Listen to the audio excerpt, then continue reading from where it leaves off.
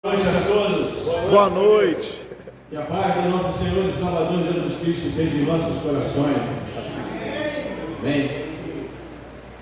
Louvado seja Deus por estarmos aqui. Eu também quero desejar a todos um feliz sábado. Feliz sábado. Deus separou esse dia para nós podermos ter um contato com Ele 24 horas. E olha, aqueles que guardam o sábado sempre que o seu corpo fica diferente, né? Amém. E a Bíblia diz que todo aquele que guarda o sábado é abençoado. Amém. Não é? Maravilha, né, irmãos? Vamos orar para que a gente possa ver a palavra. Oi? É um dia santificado. Vamos orar? Santo Deus, mais uma vez estamos aqui nesta noite do teu dia santo, sagrado, para abrirmos a tua palavra e entendermos aquilo que o Senhor tem a nos falar nesta noite. Por isso, Deus querido, prepare os nossos corações, que todos os nossos sentidos estejam voltados para Ti. Nós te pedimos por Jesus. Amém. Abramos nossas Bíblias no livro do Apocalipse, capítulo 12.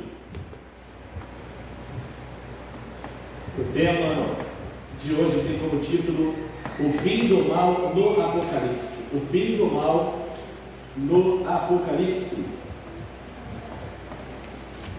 Capítulo 12 de Apocalipse, verso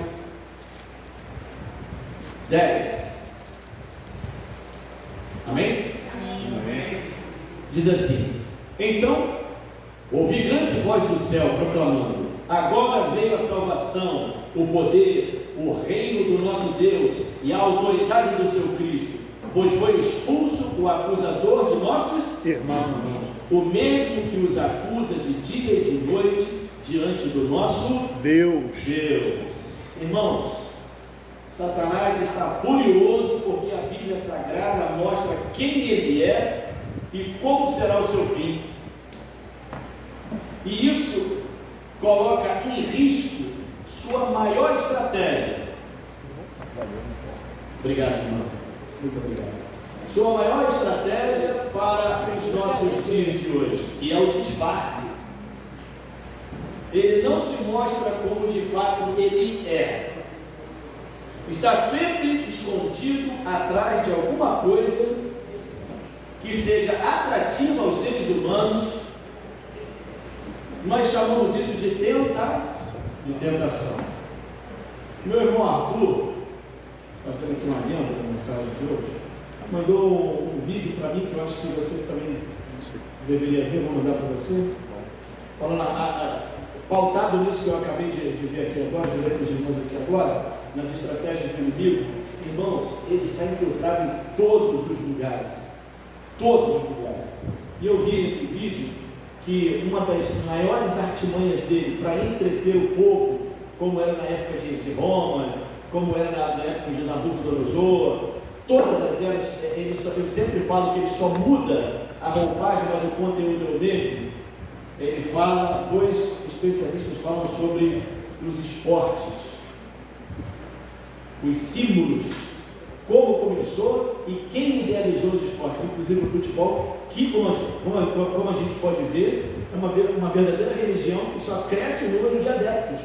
Até as próprias mulheres já estão adeptas a esse tipo de religião que é realmente o futebol. Mas esse é assunto para uma próxima vez, para que a gente possa se aprofundar muito nisso. Mas se vocês perceberem, na próxima Copa do Mundo serão com 48 seleções. Deu certo até aqui, né? 48 seleções.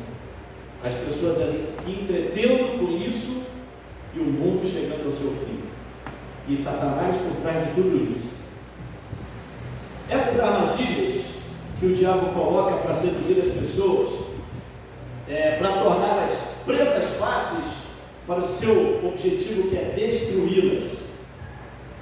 Mas isso não quer dizer que o diabo esteja em vantagem. O livro do Apocalipse descreve a sua trajetória e a sua ruína. Acompanhe o que está escrito lá em Apocalipse, ainda no capítulo 12. Nós vamos ler, além do 10 que nós lemos, vamos ler o 11 e o 12. Abramos nossas Bíblias, capítulo 12, versos de 10 a 12 de Apocalipse. Posso ler? Diz assim: Então ouvi grande voz do céu proclamando: agora veio a salvação, o poder, o reino do nosso Deus e a autoridade do seu Cristo, pois foi expulso o acusador de nossos irmãos, o mesmo que os acusa de dia e de noite diante do nosso Deus. Ele, pois, o venceram por causa do sangue do Cordeiro e por causa da palavra do testemunho que deram, e mesmo que em face da morte não amaram a própria vida. Por isso, festejai aos céus, e vós os que habitais neles habitais. Ai da terra e do mar, pois o diabo desceu até vós cheio de grande cólera, sabendo que pouco tempo lhe resta. Pouco tempo lhe resta. Viram aqui? O céu ficou livre dele, mas ele veio para onde? Aqui na terra. E uma das grandes estratégias do inimigo de Deus tem sido espalhar a ideia que o Apocalipse, o livro do Apocalipse, é um livro incompreensível, não se deve abrir, não se deve estudar, isso daí fica só para os grandes eruditos, vamos dizer assim, né? os intelectuais, os inteligentes. O livro do Apocalipse, meu irmão e minha irmã, está cheio, está aberto para todas as pessoas que procuram entender as mensagens de Deus para os dias finais da história deste mundo. A Bíblia nos fala que vão acontecer duas ressurreições, e aí a gente entra especificamente na nossa mensagem, que está lá em João 5, 28 e 29. Vamos deixar a Bíblia no colinho, porque a gente vai abrir bastante a Bíblia hoje, tá bom? Abramos nossa Bíblia lá em João 5, 28 e 29. Essas palavras são do próprio Jesus, que diz assim, João 5, 28 e 29. Posso ler? Pode. Diz assim: não vos maravilheis disto, porque vem a hora em que todos os que se acham nos túmulos ouvirão a sua voz, que nesse caso é a dele, e sairão. Os que tiverem feito o bem para a ressurreição da vida, e os que tiverem praticado o mal para a ressurreição do juízo, ou a morte eterna, podemos dizer assim. Um grupo de pessoas, irmãos, ressuscitará para ser salvo de uma vez por todas deste mundo de pecado. Já o outro grupo ressuscitará simplesmente para receber a condenação do juízo. Elas vão ressuscitar para morrer eternamente. Em Apocalipse 26, 20, versículo 6, a Bíblia nos diz sobre esse grupo que vai ressuscitar primeiro. Apocalipse 20, verso 6, diz assim: bem-aventurado e santo. O que é bem-aventurado? felizes, Felizes. E santo? separado para Isso. Felizes são aqueles que são separados, aqueles que têm parte na primeira. ressurreição. Sobre esses a segunda morte não tem autoridade, pelo contrário, serão o quê? Sacerdotes de Deus e de Cristo, e reinarão com ele Os 1000 anos. 1000 anos. Então, irmãos, os justos voltam para a vida, recebem a vida novamente e vão reinar com Cristo no céu por um período de 1000 anos. Foi a Bíblia que falou, não fui eu. A Bíblia revela qual será o momento no qual os mortos, os justos, ressuscitarão. Acompanhe o que Paulo escreve em 1 Tessalonicenses, tá, no Novo Testamento. 1 Tessalonicenses,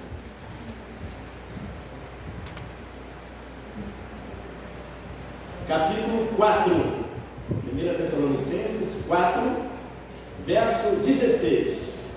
E diz assim: porquanto o Senhor mesmo, dada a sua palavra de ordem e ouvida a voz do arcanjo. Quem é o arcanjo? Jesus. O arcanjo Miguel é Jesus. Porquanto o Senhor mesmo, dada a sua palavra de ordem, ouvida a voz do arcanjo, arcanjo, e ressoada a trombeta de Deus, descerá dos céus, e os mortos em Cristo ressuscitarão primeiro. A Bíblia está dizendo isso. Então, haverá, né? Duas ressurreições, a primeira e a segunda. A Bíblia está afirmando que haverá duas ressurreições, a primeira e a segunda, quando Jesus vier. Em nenhum momento ela diz aqui que vai ter arrebatamento secreto, diz? Não vai, até porque a Bíblia também diz que quando Jesus vier na nuvem do céu, todo olho verá. Todo olho o verá. Então, irmãos, a terra estará então desolada, sem luz e sem seres humanos. Eu errei aqui. Voltando lá. Porquanto o Senhor mesmo, dada a sua palavra de ordem, ouvindo a voz do arcanjo, ressoada a trombeta de Deus, descerá dos céus e os mortos em Cristo ressuscitarão primeiro. Então, irmãos, a volta de Jesus a essa terra será um momento em que todos os mortos fiéis a Ele serão ressuscitados. As sepulturas começam a se abrir e todos aqueles que entregaram a vida a Deus a fim de seguirem e fazerem a vontade dele, também serão ressuscitados para ver Jesus vindo nas nuvens do céu. Então vamos imaginar aqui, como a Bíblia retrata em Apocalipse. Nesse momento, nesse exato momento, o mundo está passando pelo julgamento. Não é isso? Pelo julgamento. Esse julgamento vai terminar. E quando Jesus terminar, a Bíblia diz que ele vai estar sentado no seu trono, julgando cada nome, e quando chegar ao fim, que ele souber que gerações que vierem à frente, todos estarão perdidos, se continuasse, ele então levanta e diz: está feito, está acabado. Termina o serviço de Deus no julgamento do céu e termina o trabalho do Espírito Santo aqui na terra, de ir, convencer, chamar, aceita Cristo. Ele vai voltar, e aqui Jesus lá, deixa comigo, eu quero viver minha vida. Então é assim que vai ser, assim mesmo, como está escrito na palavra. E aí Jesus vem nas nuvens dos céus. Quando ele vem, ele para nos céus, ele não vai tocar na terra, ele não vai tocar nessa terra que está corrompida. Não vai ser como da primeira vez, que ele veio como um menino, virou rapaz, um homem, sofreu, morreu, e a gente retratou isso aqui essa semana. Ele para no ar, e com ele todos os anjos. E do céu, ele proclama: vinde, benditos de meu Pai. Essa palavra vinde, benditos de meu Pai. E todos aqueles que são benditos do Senhor, que seguiram a Ele, que passaram por momentos difíceis, mas não negaram a sua fé, que a despeito de toda a opressão que o inimigo trouxe na nossa vida, não arredou o pé do lado de Cristo, e que morreram acreditando em Cristo, pregando sobre Cristo e vivendo a Cristo, porque todos aqueles que forem para o túmulo também poderão dizer: combati o bom combate, cerrei a carreira e guardei a fé, e poderão também dizer: já não sou eu quem vivo, mas Cristo vive em mim. Todos eles que ouvirem a voz do Senhor sairão do túmulo. Imagina, irmão, aquele terremoto como aconteceu quando Jesus se ressuscitou, né? E aqueles que morreram em Cristo, que foram as primícias de Cristo, ressuscitaram, entraram na cidade. E olha, a profetisa Ellen White diz que muitos daqueles entraram foi desde a época de Adão, sabia? Desde a época de Adão, que foram ressuscitados, que são aqueles que nós conhecemos como os 24 anciãos que estão no céu acompanhando todo o julgamento. Por isso que nós temos o privilégio de ter essa profetisa. E aí eles saem do túmulo, irmãos. E quando saem do túmulo, o que acontece com o corpo deles? Num piscar de olhos, glorificados, simetricamente perfeitos. Não precisa mais de óculos, não é isso? Não precisa mais de bengala. Os cabelos voltam. Estão esperando falar. Né? Os cabelos retornam. Serão os perfeitos. Perfeitos como era Adão e perfeitos como era Cristo. Os únicos dois homens que passaram pela terra, simetricamente perfeitos, boca, cabelo, nariz, olhos, tudo, são só esses dois, Cristo e Adão. Nenhum outro mais. Então, só para recapitular, irmãos, até aqui, o que vai acontecer? Primeiro, Jesus Cristo vem com as nuvens dos céus, com poder e grande glória, acompanhado de todos os seus anjos. Segundo, do céu, Jesus dá a ordem e os mortos em Cristo, ou seja, os mortos fiéis, ressuscitam. Só os mortos fiéis. Essa é a primeira ressurreição. Então eles são levados para o céu e reinarão com Cristo durante 1000 anos. Amém? Amém. Agora vamos ver os infiéis. Bem, existe um outro grupo de mortos, irmãos, que não foram fiéis a Deus. Inclusive, é triste dizer, mas esses infiéis haverão também muitos cristãos, inclusive do nosso povo. É triste. Ah, mas isso é possível? Sim, é possível. Judas não traiu Cristo? Então, os homens e mulheres dos quais Jesus morreu para resgatar, mas que não o aceitaram. Irmãos, guardem essa frase que eu vou dizer para vocês. Todos aqueles que não vão entrar no céu, todos aqueles que não participarão da primeira ressurreição, exceto um grupo especial que a gente vai falar depois, todos esses que não entrarem no céu e não fizerem parte da primeira ressurreição, foi porque não aceitaram o perdão de Deus, não aceitaram o perdão de Cristo. O Espírito Santo chamava, o Espírito Santo clamava, o Espírito Santo tocava, mas o coração ia se endurecendo cada vez mais. Ou então falava: não, eu ainda não estou preparado, né? O caminho da salvação está para frente. E ele está: não, eu ainda não estou preparado. Não, eu ainda não estou preparado. Não, eu não estou preparado. Vai se afastando cada vez mais.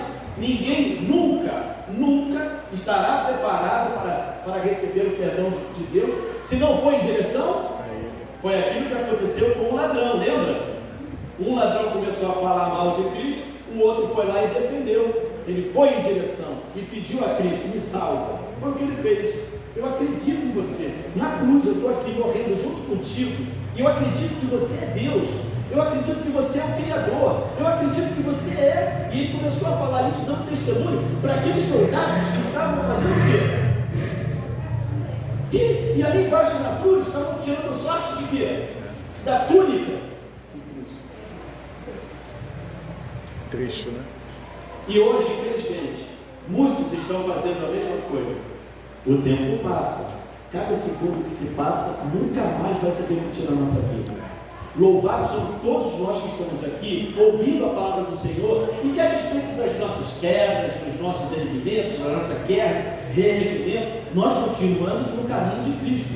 É melhor ir caindo no caminho de Cristo do que ficar em pé lá no mundo. Com certeza é, irmãos, porque lá no mundo só existe tristeza, dor e, acima de tudo, um mal que está afetando a raça humana, que é a depressão. Irmãos, eu posso dizer isso porque, por causa do meu hipotireoidismo, eu fui descobrir que nossa tireoide, ela tem um hormônio que dá mais ou menos parecido com a serotonina, né?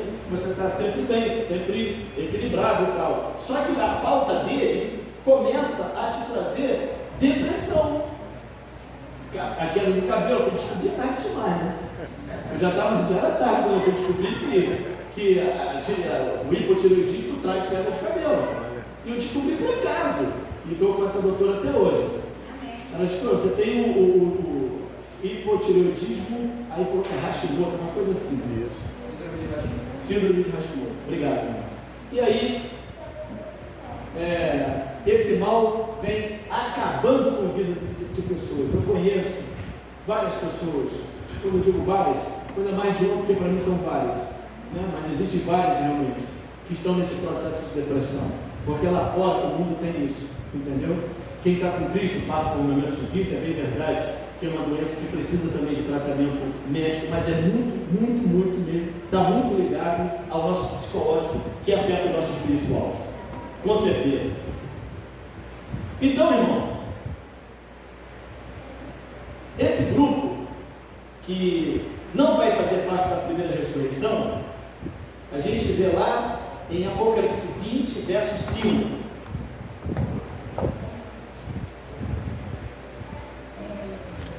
Apocalipse 20, verso 5.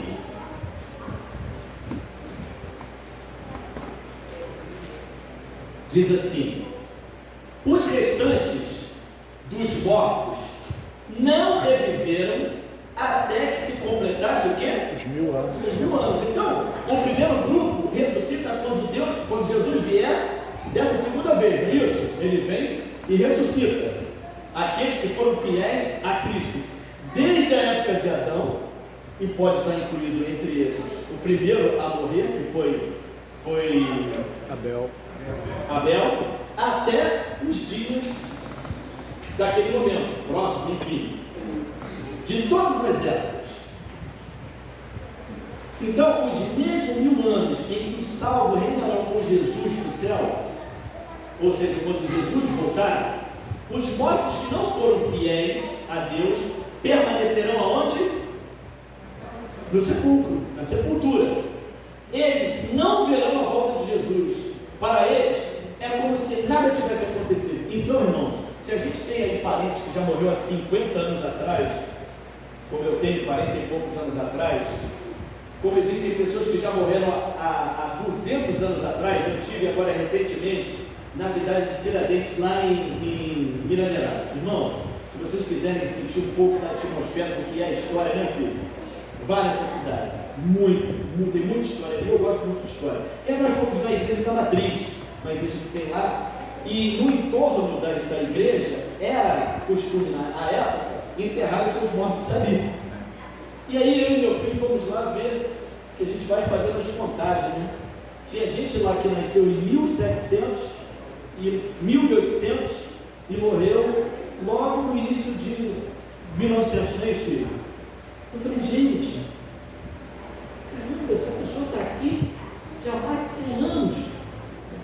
E aí estava lá, uma que morreu com 12 anos, né, filho? Uma que morreu com 10 anos e outra que morreu com 2 anos, foi mais ou menos isso? Assim, uma do lado da outra. Então, todas essas pessoas que não aceitaram Jesus Cristo permanecerão aonde? Sepultura. Na sepultura.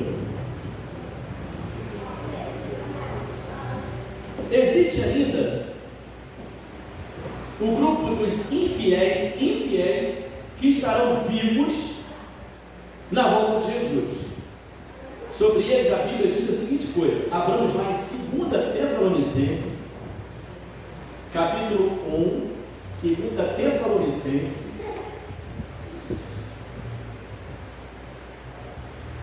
capítulo 1,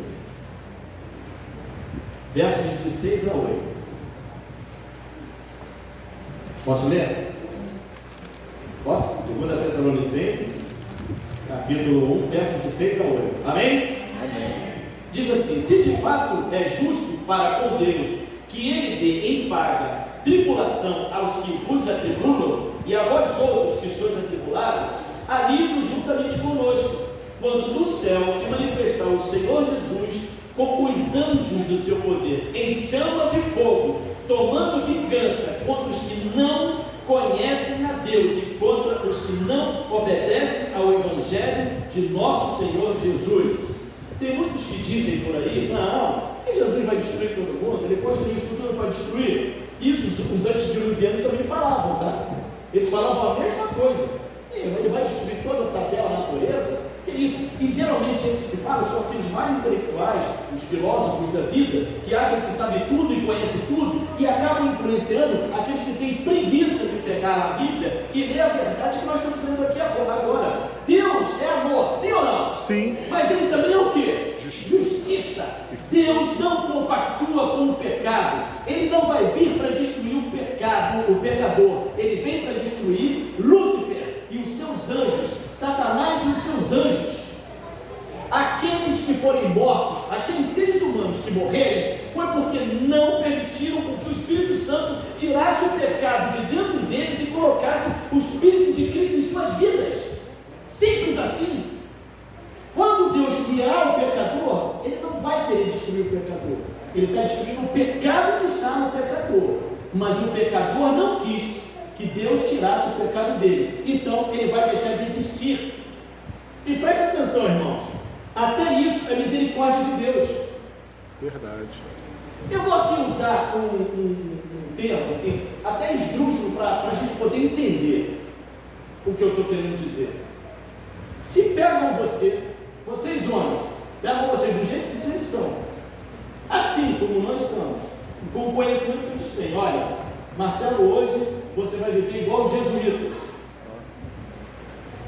Acabou, você não vai ter contato com a civilização e vai ficar lá se autoflagelando, não é mais ou menos isso? Então você vai ficar assim, você ia aguentar? E vocês, irmãs, olha, vocês que estão aqui agora, por ordem do governo, vocês agora vão para o convento, todo mundo. Separem dos seus maridos, dos seus filhos e todas as mulheres para o convento. Quem é que ia aguentar isso? É assim, mais ou menos assim, é esdrúxulamente eu estou falando, para que a gente possa entender. Quando Deus destruir o pecado nos pecadores, Ele vai estar fazendo um bem para essas pessoas. Porque se essas pessoas fossem salvas e fossem levadas para o céu, iam chegar lá e iam descobrir que lá não tem pagode, né? Não tem cinema, Bebida. não tem bebida alcoólica. Oi? Não vai ter o futebol. Ninguém viu Jesus jogando bola aqui, alguém viu? Está escrito na palavra de Deus que ele jogava bola? Oi? Eles mesmo iam pedir para mim. Não, isso assim, seria um tédio e uma depressão eterna. Verdade. E o caráter está sendo moldado aqui. A única coisa que nós vamos levar para o céu é o nosso caráter, que está sendo moldado por quem? Por Deus. E como é que o Espírito Santo está nos moldando o nosso caráter para que nós tenhamos acesso ao céu? Tirando de nós todos os nossos defeitos. Quem aqui nunca mentiu? Não precisa levantar a mão. Quem aqui nunca disse um palavrão? Não? Quem aqui não desejou a morte de alguém mentalmente? Quem aqui já não desprezou alguém? Quem aqui já não magoou alguém? Quem aqui às vezes tem prazer em ver os outros sofrer? Isso tudo nasce conosco. Nasce conosco. Uns têm a tendência a ser ladrão, outros têm a tendência a ser mentiroso, outros têm a tendência de ser adúltero. Cada um tem a tendência, ou às vezes mais de um, nos mandamentos de Deus. E só Deus tem o poder de tirar esse mau defeito que nasce conosco. Nós não temos. A gente até pode tentar, não, eu não vou mais mentir. Eu não vou mais mentir. Eu vou lutar para não mentir. E a primeira casca de banana que o inimigo joga para você, você para. Eu sempre uso esse exemplo nas minhas pregações. O que aconteceu comigo? Eu tinha 100 reais no bolso, 102 reais. Mas eu queria trocar os 100. E geralmente a gente quer trocar sempre comprando uma coisa de baixo valor, né? Então eu já percebi que isso aqui é perigoso. E eu estava lá com 100 e poucos reais, cheguei na padaria, vi lá um choquito, que eu não como mais agora. E até aconselho vocês a parar com açúcar, porque açúcar é um verdadeiro veneno para a nossa vida. E aí eu vi que dava para comprar à época um choquito com 1,50. Mas eu queria trocar o dinheiro. Hoje, por incrível que pareça, hoje você tem que chegar no estabelecimento e perguntar se aceita dinheiro. Porque agora é tudo cartão, né? Até o meu filho comprava pipoca na escola, R$2,50 por cartão de crédito. E aí, eu cheguei para a menina com um choquinho, e aí eu coloquei. Aí ela vem aquela fatídica pergunta, né? Tem menor? Tem menor? Aí eu olhei, no bolso, tem. Aí uns R$2, eu paguei o choquinho e levei. Mas olha, eu fui tentado a dizer não. Aí dinheiro, não dá. Mas quantos caem? Então, irmãos, é isso que o Espírito Santo está querendo fazer na nossa vida, uma verdadeira asepsia na nossa vida espiritual, uma limpeza. Mas tem gente que não vai deixar. Por quê? Porque gosta de ainda viver no mundo lá fora. Então, viva!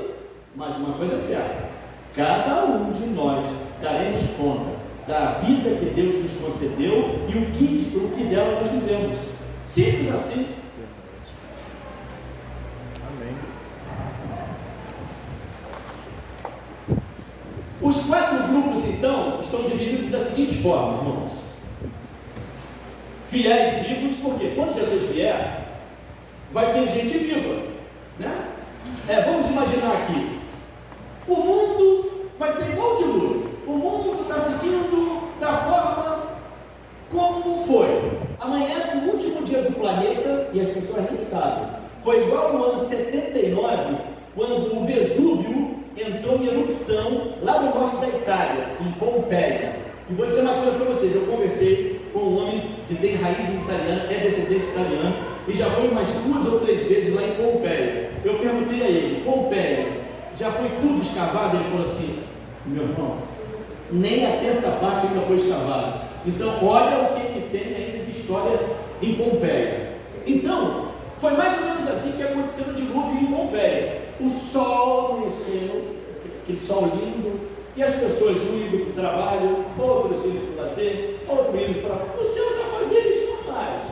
E a hora, 1ª, já estava chegando.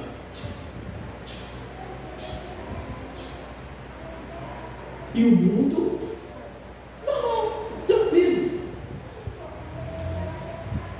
No dilúvio, Noé, uma semana atrás, tinha entrado na arca.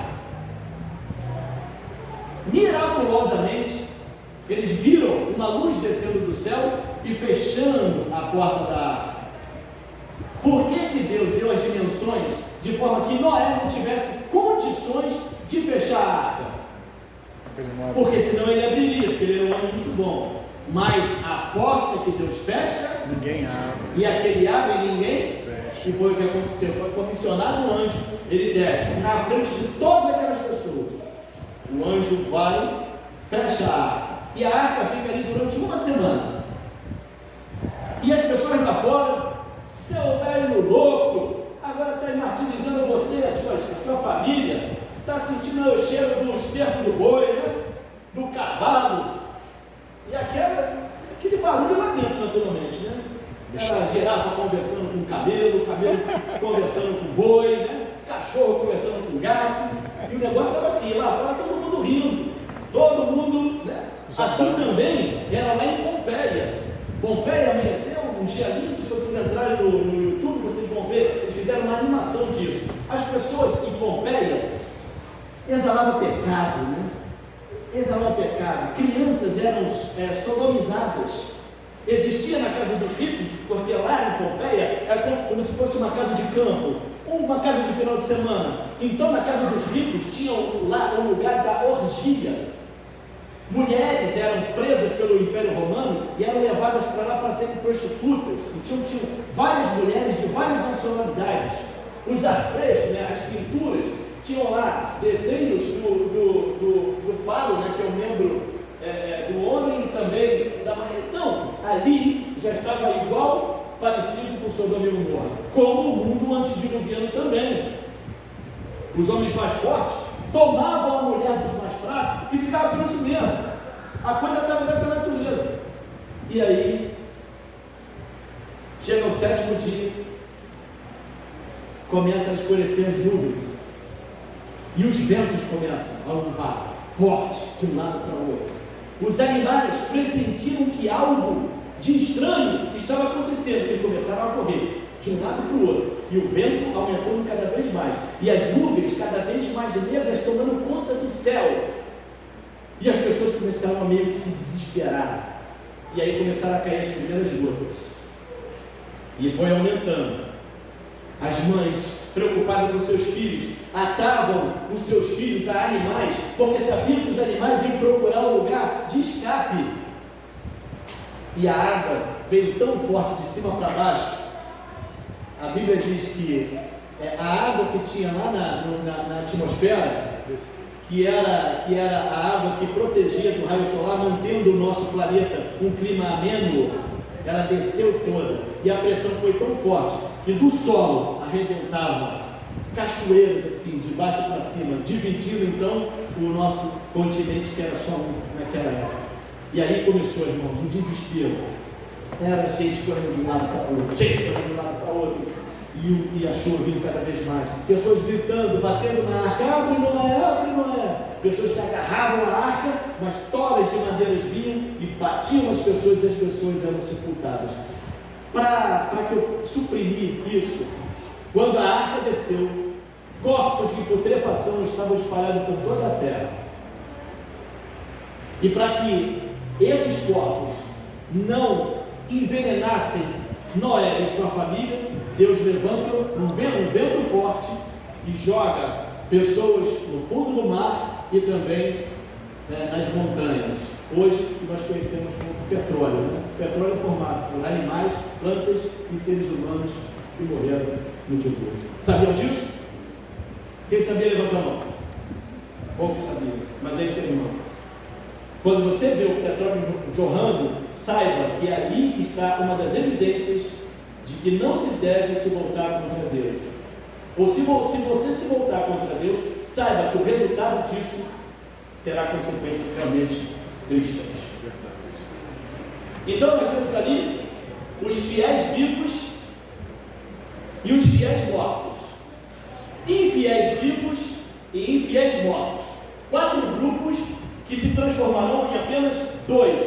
O grupo dos perdidos, que será dos infiéis mortos eternamente após a volta de Jesus, e o grupo dos salvos, no qual estarão os fiéis vivos de todo o mundo, de todas as épocas, e viverão eternamente com Jesus. Amém? Amém. Queira Deus, quiçá todos nós estejamos no grupo dos salvos. Amém. Então, quando Jesus vier, a glória de Cristo vai matar somente os infiéis que estiverem vivos. Eles morrerão. Ok? E os vivos, fiéis, não serão afetados por essa glória. Pelo contrário, será um momento de alegria. Não é isso, irmãos? Amém? Ok. No céu, então, o tempo será dedicado a uma importante missão. Para aqueles que foram salvos e vão para o céu viver com Cristo durante 1000 anos, vai ter um momento muito especial, uma missão muito importante. A Bíblia nos diz que os salvos farão o que os salvos vão fazer no céu. Vamos ver lá em Apocalipse 20, verso 4. Vamos ver o que os salvos vão estar fazendo no céu. Se vocês pensam que eles vão estar voando de um lado para o outro, vocês estão muito enganados. A Bíblia diz assim, lá em Apocalipse 20, verso 4, diz assim: vi também tronos,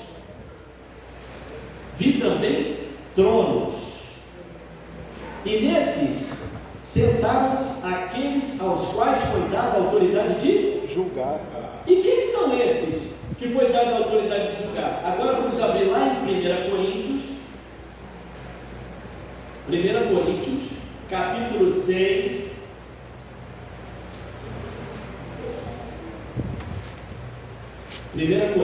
Capítulo 6, versos 2 e 3. Amém? Amém? Paulo afirma isso. Ou não sabeis que os santos, ou seja, os salvos, os separados, hão de julgar o mundo? Não sabeis que havemos de julgar os próprios anjos? Quanto mais as coisas desta vida. Então, irmãos, é muito importante que nós entendamos o que está acontecendo agora. A Bíblia diz que todos os salvos vão para o céu. E o que vai haver lá? Julgamento. E quem estará julgando? Todos aqueles que foram salvos. Agora vejam bem. Existem 3 tipos de julgamento. O julgamento judicativo ou investigativo, que é o que está acontecendo agora. Deus está julgando cada um por aquilo que fala, por aquilo que faz e por aquilo que pensa. Isso tudo está sendo registrado. Então, se eu imaginei em que o meu vizinho, que só vive fazendo barulho, isso aí eu estou sendo só um exemplo, né? Com músicas que não me agradam, por que esse cara não morre? O que ele está fazendo nesse mundo? Então isso é um pecado. Mas aí o Espírito Santo vem e fala assim: é isso mesmo que você quer? A morte de alguém por quem Cristo morreu também? Ele é ignorante agora, você hoje sabe, então é você que tem que ir lá e falar para ele sobre Jesus, e de repente ele vai até manter esse som ligado, mas com hinos. Né? Aí ele vai me convencer, realmente, Senhor, me perdoa, eu não devo fazer isso, pelo contrário, vou dar um livro do grande conflito para ele, jogar por debaixo da porta, deixa ele xingar se ele quiser, a minha parte eu estou fazendo. Então, é isso que vai acontecer, é o juízo investigativo, esse é o juízo investigativo. E quem é que está fazendo esse juízo agora? Oi? Jesus. Mas tem outro juízo, que é o juízo comprobatório. O que seria esse juízo comprobatório? Quando nós chegarmos no céu, os salvos, todos nós vamos estar lá, amém? Amém. Aí, eu sempre me coloco como exemplo comum. Aí vocês vão chegar lá e vão procurar, cadê o Ney Robson? O Ney Robson não está aqui? Aí o Marcelo vai perguntar por mim, ele não veio? Ele está onde? Marte, Netuno? Ele está onde?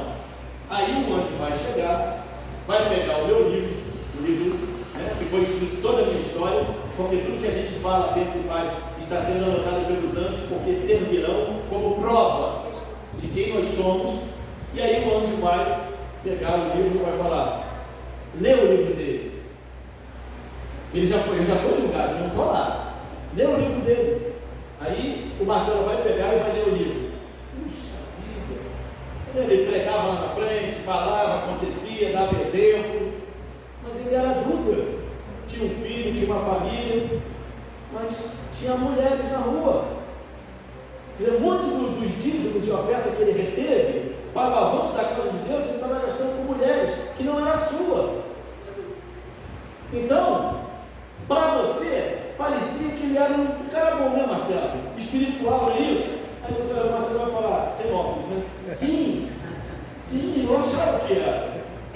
Mas aí o Marcelo vai ver e vai falar que eu não era. E o meu caráter não estava moldado para estar lá no céu. É o juízo comprobatório. Então, o que o Marcelo vai falar? Realmente, o Ney não poderia estar aqui entre nós. Por quê? Ele vai estar com o caráter de quem? De Cristo. Um caráter justo. E para o bem do Ney é melhor que não esteja aqui. Esse é o caráter comprometado, esse é o julgamento comprobatório. E tem um terceiro julgamento, que é o terceiro juízo, que é o juízo executivo, que é o que nós vamos ver agora. Então, esse julgamento será direcionado, quando a gente estiver no céu, aos ímpios que não ressuscitaram na primeira ressurreição, ou seja, que só ressuscitarão depois dos 1000 anos, como nós já lemos. E também ao diabo e aos seus anjos. Esse juízo do céu também serve para que os santos compreendam, porque nem todos se salvaram, como eu acabei de dar o exemplo aqui agora. Será o momento em que as dúvidas com relação ao pecado, ao mal e à justiça de Deus serão desfeitas. Com isso, Deus se coloca diante de todo o universo para que não exista mais nenhuma dúvida sobre o seu caráter, amor e perdão que Ele está oferecendo a todos nós nessa noite. E aí o que acontece? Mas ainda não é o fim. A Bíblia diz que Satanás será preso por quanto tempo? 1000 anos. E que 1000 anos são esses? Justamente os 1000 anos que os salvos estão aonde? No céu. Então lá em cima vai estar acontecendo alguma coisa, mas aqui embaixo vai estar acontecendo também. Vamos abrir lá em Apocalipse 20, versos de 1 a 3. 20, versos de 1 a 3. Irmãos, vocês estão entendendo? Sim. Eu sei que vocês já conhecem muito dessa, mas vocês estão... Sim. A Bíblia diz assim, Apocalipse 20, versos de 1 a 3, diz assim: então, vi descer do céu um anjo, tinha na mão a chave do abismo e uma grande corrente. Ele segurou o dragão, a antiga serpente, que é o diabo, Satanás, e o prendeu por 1000 anos. Lançou no abismo, fechou e pôs selo sobre ele, para que não mais enganasse as nações até que se completarem Os os 1000 anos. Depois disso, é necessário que ele seja solto. Por quanto tempo? Por um pouco tempo. Então, irmão, a terra estará desolada, sem luz, sem seres humanos, sem cidades, sem alegria, sem vida. Por essa razão, Satanás estará atado, estará preso às circunstâncias. Porque vejam bem, ao contrário do que acontece com os santos, aqueles que participaram da primeira ressurreição, a segunda ressurreição vai ser diferente. Vai ser diferente.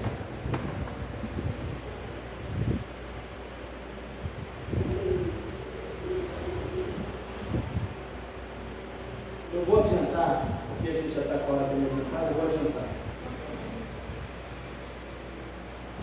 Quando Jesus vier, da primeira vez, que os salvos forem levados para o céu, e as pessoas que estiverem vivas, mas não aceitaram Jesus morrerem, a luz do sol vai deixar de brilhar. A terra vai voltar a ser sem forma e Vazia. como era No início. no início. Porque se não tem sol, não tem fotossíntese. Se não tem fotossíntese, não tem planta, não tem nada. Então tudo vai começar a se destruir. Aqueles que morreram, que serão, hoje no mundo nós temos o que? 8 bilhões de habitantes, não é isso? Eu não sei quantos vão estar vivos, e quantos vão morrer, mas uma coisa é certa, vai estar espalhado por toda a face da terra os ímpios que morrerem por ocasião da volta de Cristo. E eles estarão sobre a face da terra em estado de quê? Putrefação, porque não vai ter ninguém para enterrar. Então, tenta imaginar como é que vai ser o mundo, como é que vai ser o caos, como é que vai estar assim. Durante 1000 anos. Preste atenção no que eu vou falar para vocês. Tudo que nós estamos estudando aqui, Satanás já vem estudando o quê? Há muito tempo. Ele sabe do que vai acontecer, mas ele mente para as pessoas e mente para muitos dos que estão aqui dentro também. Eu não aguento mais, a minha vida, olha o Senhor, poxa, por que está acontecendo isso comigo? O que Jesus disse? No mundo tereis Aflição. Mas ele para a frase aí, ele fala o que mais? Tem de bom ânimo. Por quê? Eu venci. Se ele vencer o mundo, você está do lado de quem? De um vencer. Por que você vai se afastar dele? Mas é tudo que o diabo quer, afastar você de Jesus. E ele usa justamente as tentações que são permitidas por Deus, que são as provações, para poder fazer o quê? Fazer você ficar forte. Porque o que Cristo diz? O que Jesus Cristo diz na sua palavra? Resistir o diabo e ele Fugirá de nós.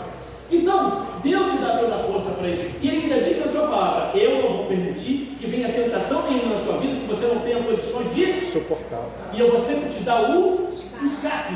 Então, está tudo escrito aqui na palavra. Só não acredita em você quem não quer. Ah, mas está muito pesado, o meu fardo está muito pesado. Divide com Cristo. Ele mesmo diz: me dá o teu fardo, porque o meu fardo é o quê? É leve. Eu carrego o maior peso para você. Amém. Agora imagine, irmãos, venhamos e convenhamos.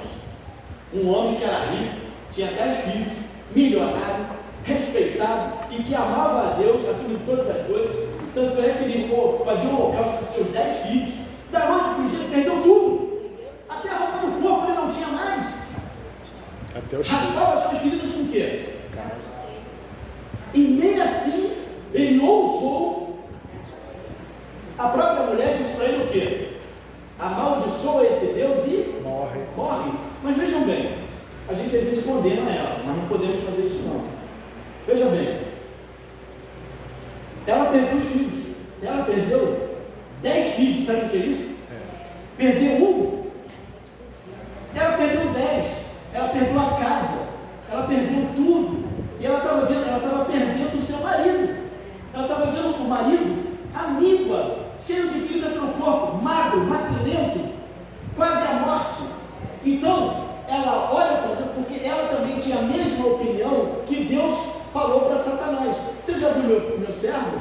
Meu servo Jó, ele é íntegro, reto, fiel a mim. temente a mim e se desvia de quê? A mulher também sabia disso, sabia que ele era um marido exemplar, sabia que ele era um patrão bom, sabia que ele era um homem dedicado a Deus, e ele não era adventista, ele não era judeu, ele era de outra nacionalidade, mas ele adorava o Deus dos judeus.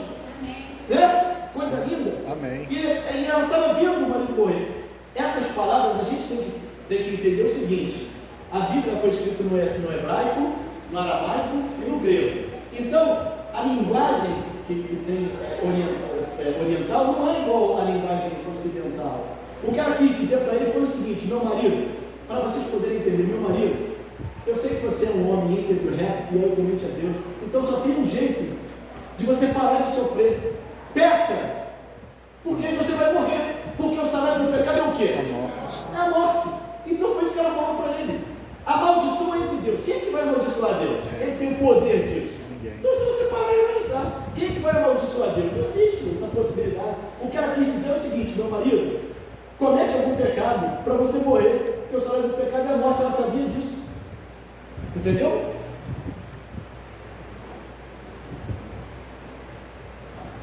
E aí, irmãos, como vai sair os perdidos quando Jesus voltar? Ele vem pela terceira vez. Ele ressuscita todos os Mortos. perdidos. Irmãos, esses mortos não terão seus corpos Transformados. não terão. Eles vão sair do túmulo como foram. Se foram com câncer, vai sair com câncer. Se foram doentes, sairão doentes. Vocês já viram um trailer assim de filme de zumbi? Como eles. É mais ou menos assim que eles vão sair do túmulo. Completamente escangalhados. Assim que eles vão sair. E vão ficar ali, aquele mar de gente. Nós vamos ler isso mais à frente. Agora, uma coisa é certa: no céu nós também teremos surpresas. Muitos que achamos que lá estarão, não estarão. Assim como também muitos que nós achamos que não acharemos lá, Estarão. vão estar. Né? Por exemplo, quem viveu antes do ladrão e morreu, mas está salvo, quando chegar lá vai ver o ladrão. Você está aqui? Aí ele vai explicar a vida dele: eu era ladrão, mas não deixei de ser, porque Jesus me salvou. Glória a Deus. Então vai ser uma surpresa, não vai? Vai ser uma surpresa muito grande. Uma coisa é certa, irmãos: temos que nos preocupar conosco, e não com quem vai estar lá ou deixar de estar, para não sermos surpresa triste para muitos, né, que lá estarão. Depois dos 1000 anos, a história desse planeta ainda vai continuar. Vamos ver lá em Apocalipse 20, versos 5, 7 e 8. 5, 7 e 8. 5, 7 e 8. A gente já está caminhando para o fim. Estou dentro do meu horário, diretor. Diz assim, olha: os restantes dos mortos não reviveram até que se completasse o quê? Os 1000 anos. Opa, então eles vão estar aqui mortos. Quando, porém, se completarem os 1000 anos, Satanás o que será? Solto da prisão, e sairá a seduzir as nações, que há nos 4 cantos da terra. A terra é redonda ou quadrada? Redonda. Mas o que ele quer dizer os 4 cantos? Os 4 pontos cardeais. Né? Isso, os 4 pontos cardeais: norte, sul, leste e oeste. Nos 4 cantos da terra, Gog e Magog, a fim de reunir-os para a peleja. Agora, veja essa frase final: o número desses será o quê? Como a areia do mar. Olha só o número de pessoas que vão se perder, irmãos. Igual grãos de areia do mar. Igual grãos de areia do mar. Então, como nós vimos, o problema do pecado e do mal ainda não terá sido completamente resolvido. Satanás continuará vivo, o mal continuará existindo, e essa questão precisará ser resolvida. Aí Jesus vem. Jesus desce à terra pela terceira vez, e dessa vez juntamente com seus filhos. Apocalipse 21, 2 diz assim: vi também a cidade santa, a nova Jerusalém, que desceu do céu, da parte de quem? De Deus. Ataviada como noiva. Ataviada porque linda, né? Maravilhosa. Ela vai voltar muito mais bela do que foi. Porque eu não sei se vocês sabem, quando o dilúvio veio e invadiu a terra, Deus tirou o Éden, a cidade O Éden, ele tirou o Éden e levou para o céu. Jardim. Porque ali do Éden foi a única parte que não foi o quê? Então ele tira e quando ele voltar, vai voltar para a Nova Jerusalém, ataviada, linda. No verso 9 de Apocalipse, a cidade santa. No verso 9 de Apocalipse 20, nós vemos que Satanás e seus anjos e os ímpios marcham em direção à cidade santa. Vamos lá ler. Apocalipse 20, verso 9. Marcharam então pela superfície da terra e sitiaram o acampamento dos santos e a cidade querida. Desceu, porém, fogo do céu e os consumiu. Então, presta atenção aqui. Jesus vem pela terceira vez, ressuscita os perdidos e dá aquele mar de gente.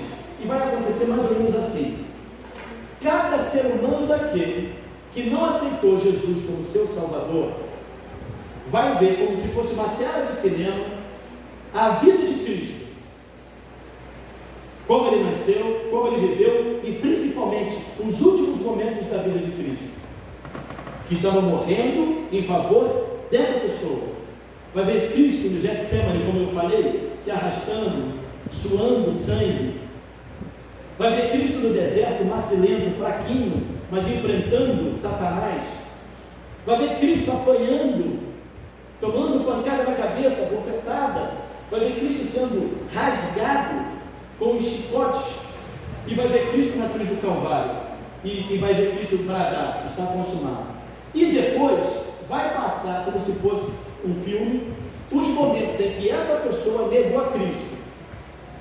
Num folheto, num livro, num Jesus te ama, num convite para ir à igreja.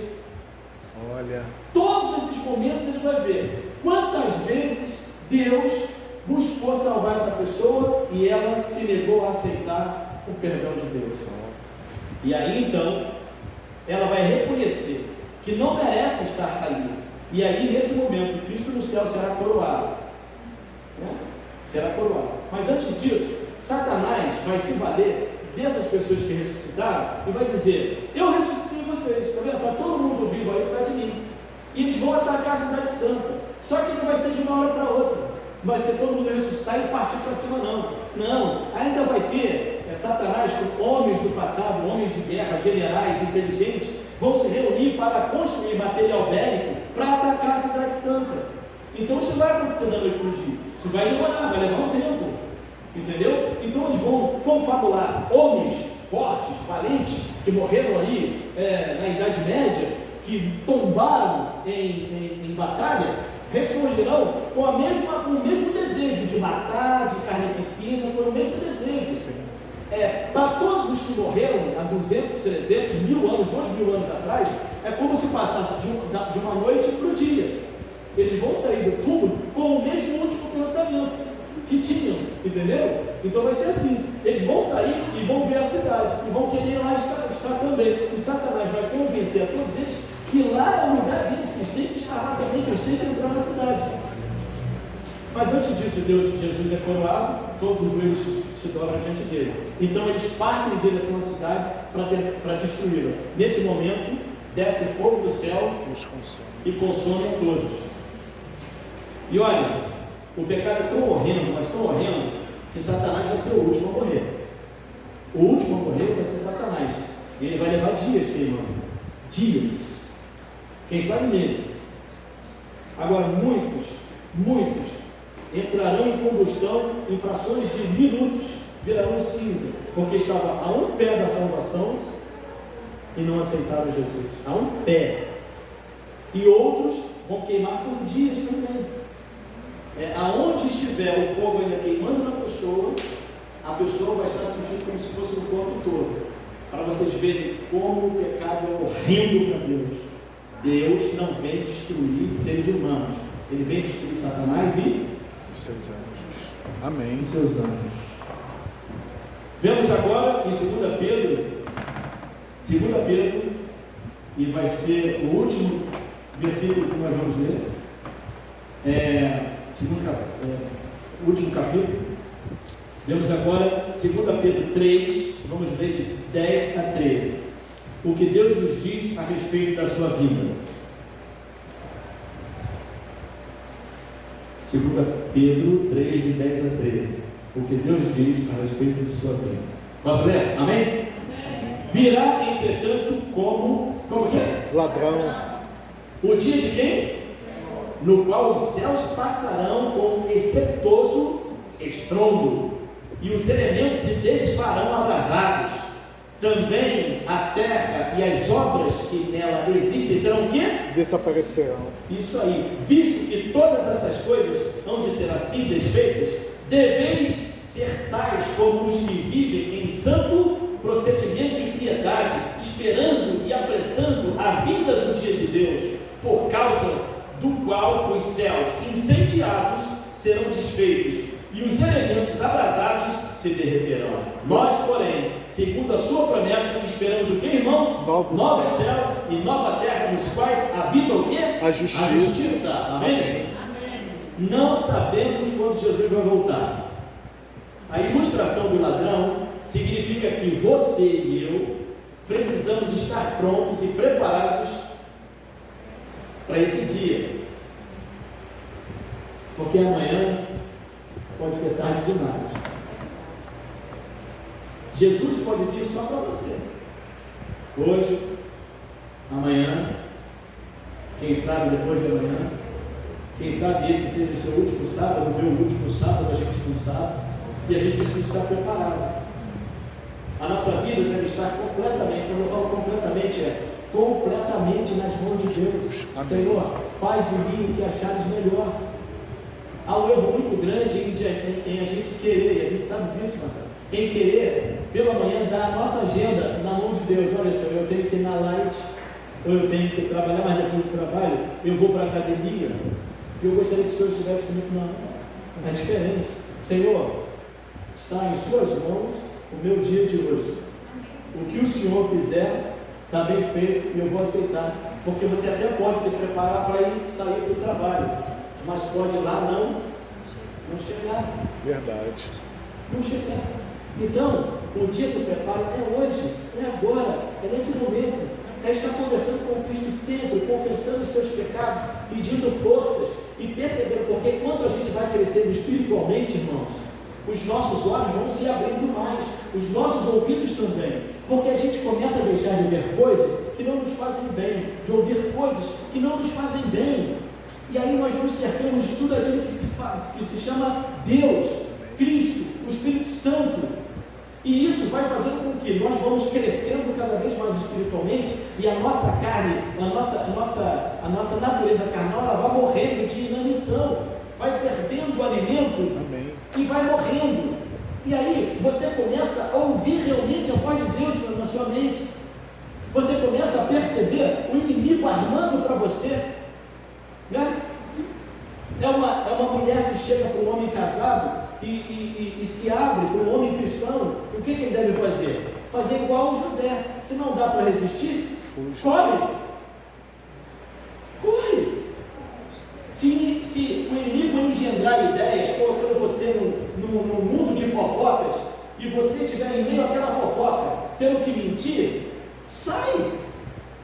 Né?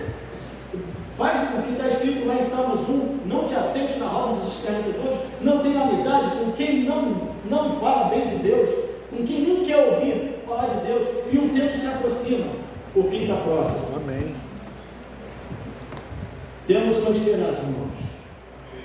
Tudo lá no céu será muito melhor, e você e eu não podemos ficar de fora. Amém. Eu tenho um sonho de ver Jesus. Quem tem um sonho de ver Jesus? Cara, aqui, frente a frente. Eu tenho. Eu quero ver ele. Eu quero ver esse gabardão, ver como é que é a cor do cabelo dele. Todo mundo só fala aqui, João fala, outros falam. Eu quero ver ele nos próprios olhos, quero abraçar. Teve uma vez que eu tive um sonho, não sei o que foi, que eu via Cristo na cruz, e o pé dele estava na altura do meu rosto, e o sangue descendo do pezinho dele, e eu encostei a língua no sangue dele. Eu senti um choque no meu corpo, irmão. Eu senti um choque no meu corpo.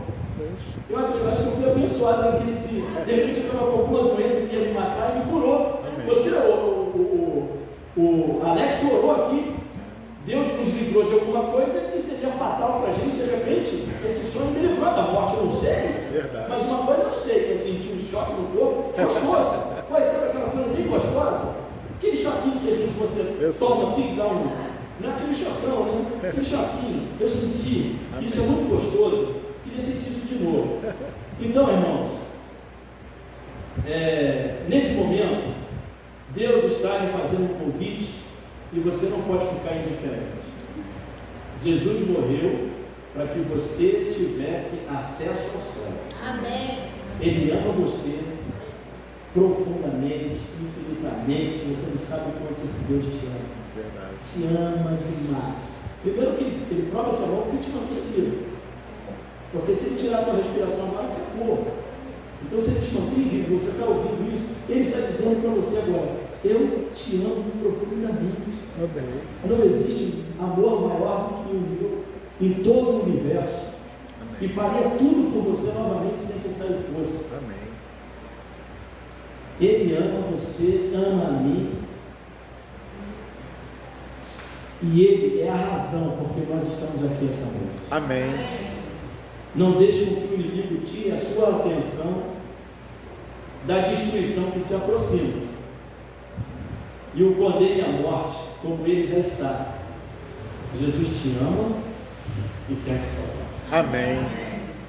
Vamos ter uma mensagem musical agora e depois nós teremos uma oração que será feita pelo nosso irmão Alex. E aí nós vamos para a nossa confraternização. Amém.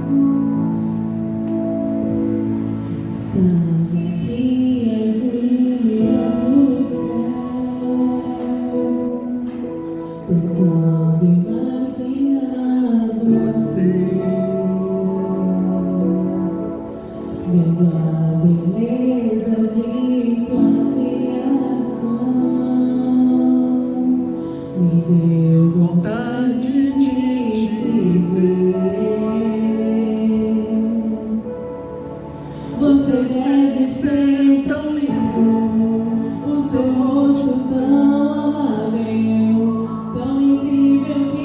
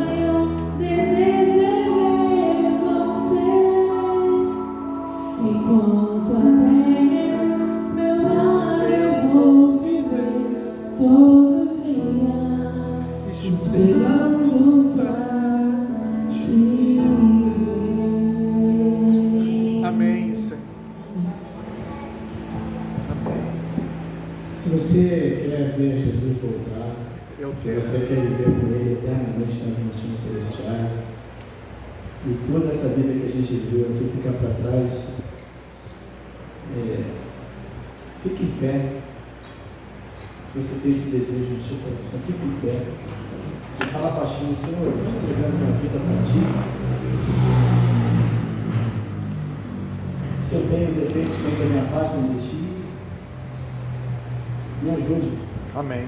Porque sem Ti eu não consigo fazer nada. Eu, Alex, vai orar, pedindo a Deus que nos abençoe, que nos conserte e que nos deixe perfeitos para habitar nas nações celestiais. Amém. Oremos. Senhor, as tuas poderosas mãos estão estendidas para cada um de nós. Obrigado. Hoje é o tempo oportuno, o tempo de entrega, o momento de nos entregarmos verdadeiramente ao Senhor. Verdade. A porta da graça, a sua intercessão, a porta ainda está aberta. Senhor. Amém. O Senhor deseja salvar a todos. Verdade. Quem faz essa escolha somos nós que estamos salvos ou perdidos. Verdade. Porque Jesus já morreu na cruz do Calvário. Obrigado. A palavra disse hoje: ouvis a sua voz, Não endureça. não endureçais o vosso coração. O mundo aí fora passa muito bem com as suas concupiscências, com os seus prazeres, mas há uma agenda no céu. O dia é a hora da volta de Cristo Jesus. E nós sabemos, Pai, pelos acontecimentos, não está longe. É verdade. Possamos nos preparar e também preparar pessoas para o teu reino, Senhor. Ajude-nos, Senhor. Ajude-nos, Pai. Amém. A caminhada não é fácil, o caminho é estreito, Verdade. mas não é impossível, porque o Senhor está conosco todos os dias, Oh, glória. até a consumação do século, Senhor. Amém. Agora, Senhor, nós pedimos a sua proteção ao irmos para a nossa casa. Por favor. Nos proteja, nos guarde, nos livre do mal, Senhor. Amém. E dê um sábado abençoado. Que amanhã de manhã possamos estar aqui para adorar o Senhor e ouvir mais uma vez a sua voz Assim seja. através do nosso irmão Bem Gomes. Amém. Nós são bênçãos e pedimos em nome de Jesus Cristo, que vive e reina para todo sempre. Amém. Amém. A todos uma boa noite.